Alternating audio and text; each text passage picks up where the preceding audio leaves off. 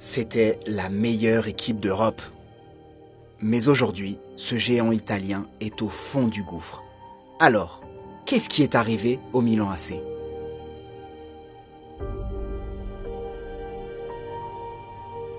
Au début des années 90, le Milan AC était la meilleure équipe d'Europe.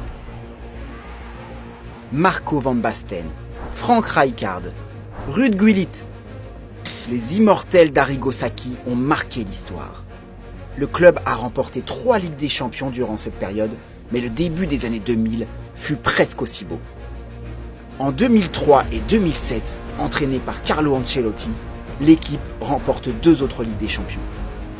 Paolo Maldini, Andrei Shevchenko, Clarence Seedorf, Andrea Pirlo, Kaká, une équipe légendaire. Malheureusement, son dernier titre de champion d'Italie en 2011 fut le dernier. Après cela, le club a connu une véritable descente aux enfers. Le club n'a pas participé à la Ligue des Champions depuis 5 ans. 6e de Serie A ces 2 dernières années. 10e en 2015. Des classements honteux. Un véritable cauchemar. Plusieurs choses expliquent cette chute vertigineuse. Le passage de témoin après les années dorées a été très mal géré.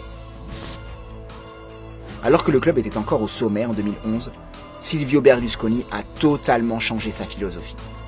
En dehors du terrain, il n'a plus compté sur les anciens du club comme Maldini ou Leonardo. Mais surtout, Berlusconi ne voulait plus dépenser d'argent pour acheter des grands joueurs comme il l'avait fait par le passé. Il voulait avant tout vendre ses meilleurs joueurs à prix d'or tout en comptant sur les jeunes talents du club. Thiago Silva et Zlatan Ibrahimovic ont été vendus à prix d'or au PSG en 2012. Andrea Pirlo a été offert gratuitement à la Juventus. N'importe quoi. Alors qu'il enregistrait ses pertes sportives terribles, le club multipliait les erreurs de casting.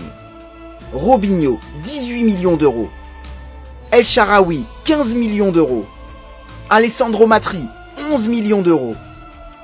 Andrea Bertolacci, 20 millions d'euros. Certains joueurs comme Pato étaient attendus au sommet. Ils n'y parviendront jamais. Le club a aussi tenté de recruter gratuitement des anciennes gloires comme Fernando Torres. Un flop monumental. Lentement mais sûrement, le niveau du club a dramatiquement chuté. Le Milan AC a glissé vers l'anonymat. Lorsque Berlusconi vend le club à des propriétaires chinois en 2017, on pense que le grand Milan AC va être de retour. On est loin de la réalité.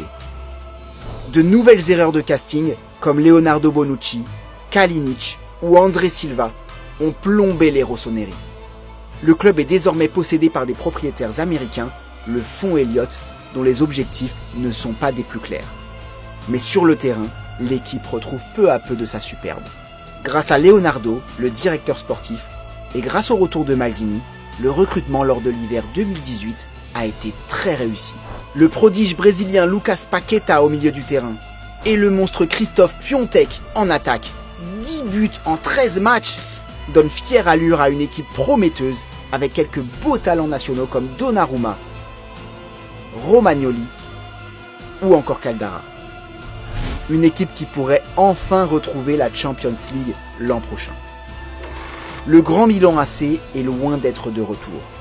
Mais l'espoir renaît enfin pour les supporters rossoneri. Après les presque 10 années de calvaire qu'ils viennent de vivre, cette lumière et cette petite renaissance sont déjà de très belles victoires.